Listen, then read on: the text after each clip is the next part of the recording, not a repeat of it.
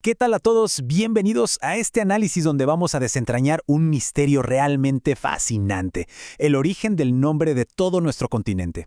Porque fíjense, nombrar algo no es solo poner una etiqueta en un mapa o seguir una regla gramatical, ¿verdad? En el fondo, es una forma muy profunda de ejercer poder territorial y definir la identidad. Así que hoy vamos a cuestionar esas palabras que usamos todos los días casi sin darnos cuenta. O sea, asumimos con total naturalidad que el nombre América Latina es una verdad absoluta, ¿no? Como si fuera un bloque gigante y uniforme que va desde el sur del Río Bravo hasta Tierra del Fuego. Pero a ver, detengámonos un segundo. Si miramos esta etiqueta con lupa, surge una pregunta que no podemos ignorar. ¿Este concepto de verdad se sostiene por sí solo? ¿O simplemente estamos repitiendo una construcción histórica que, para ser sinceros, está llena de contradicciones? Y aquí es donde nos topamos con la primera gran paradoja. Si nos guiamos estrictamente por el uso de idiomas que vienen del latín como el español, el portugués y el francés, la geografía se nos complica muchísimo. Siguiendo esa regla al pie de la letra, tendríamos que incluir a la provincia de Quebec allá arriba en Canadá porque hablan francés. Y por el otro lado, ¿qué hacemos con las islas del Caribe o ciertas partes de Sudamérica donde se habla inglés u holandés? Ellos comparten exactamente la misma historia colonial de plantaciones y esclavitud. Entonces, la definición puramente lingüística, la verdad es que no encaja ni un poco con la realidad territorial. Pero la cosa se pone todavía más compleja. Definir a todo el continente basándonos únicamente en los idiomas de los conquistadores europeos invisibiliza por completo a los dueños originales de casa. Para darles una idea del tamaño de esto, hoy en día existen unas 500 lenguas indígenas completamente vivas en todo el territorio. ¡500! Estamos hablando de idiomas vibrantes como el guaraní, el quechua, el aymara, el maya y la lista sigue. Así que llamar a todo esto exclusivamente latino, la verdad no le hace justicia a la increíble realidad multilingüe que sigue latiendo en estas tierras. Entonces pasemos a la primera sección, la invención del nombre y el cálculo imperial que hubo detrás. Resulta que el término América Latina no nació así como así, de forma orgánica, desde la gente que vivía ahí. Para nada. Después de toda esa confusión inicial de Colón creyendo que había llegado a las Indias, y de que después le pusieran América en los mapas, el concepto de latinidad fue súper impulsado allá por la década de 1860. ¿Y saben por quién? Por el mismísimo imperio francés bajo el mando de Napoleón III. Fue literalmente una jugada diplomática planeada al otro lado del Atlántico. La maniobra ideológica aquí es brillante. Fíjense bien, Francia se inventó estratégicamente esta identidad latina con un propósito clarísimo: acercarse y ganarse a las élites de las repúblicas americanas que se acababan de independizar. Vendieron la narrativa de una civilización latina que era espiritual, creativa y elevada, para oponerla al mundo anglosajón, o sea, los británicos y los estadounidenses, a quienes tachaban de ser supermaterialistas y utilitarios. Esto le permitió a Francia armar un bloque cultural a su favor, mientras que las élites locales compraron la idea porque los volvía a conectar con el prestigio europeo sin depender de España. Y de paso servía maravillosamente para ocultar bajo la alfombra todas las herencias indígenas y africanas. Lo que nos lleva a nuestra segunda sección, el peso del colonialismo y toda su herencia histórica. Hasta el día de hoy, los historiadores debaten intensamente sobre cómo definir esta herencia colonial. Por un lado, algunos argumentan que fue un trasplante directo del feudalismo europeo, con sus encomiendas y el trabajo servil en las haciendas. Pero otros dicen, un momento, esto fue más bien la primera etapa brutal de un capitalismo temprano, diseñado específicamente para alimentar al nuevo mercado mundial.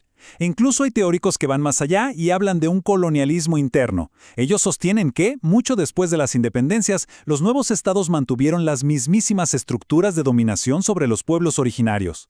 Y para entender realmente el impacto material de todo esto, solo hay que mirar hacia lugares como el Cerro Rico de Potosí. Literalmente, esta montaña se convirtió en uno de los grandes motores económicos de todo un sistema de dependencia estructural. Imagínense, durante siglos se sacaron fortunas incalculables de metales preciosos para mandarlas a Europa. Y claro, todo esto a costa de forzar a la población indígena a trabajar mediante sistemas de turnos en condiciones simplemente brutales. Es aquí donde se configura la posición subalterna de la región en la economía mundial. Aunque, ojo, sería un error quedarnos solo con la parte de la destrucción económica, porque también ocurrió algo fascinante, un complejo sincretismo cultural. A pesar del terrible colapso demográfico por las enfermedades y los trabajos forzados, las sociedades originarias no se quedaron de brazos cruzados.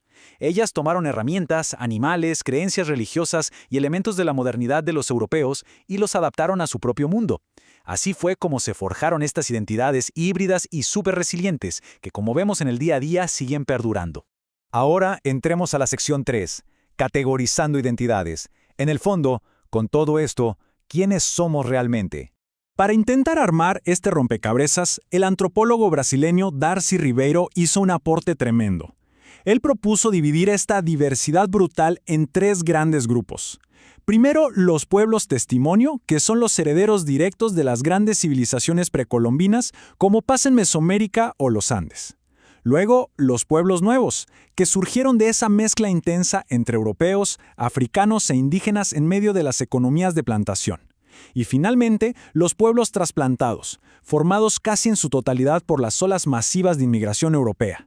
Como ven, es una lupa mucho más detallada que simplemente decir que todos somos latinos. Y justamente por esta inmensa diversidad, a lo largo de los años han aparecido diferentes formas de nombrar al continente.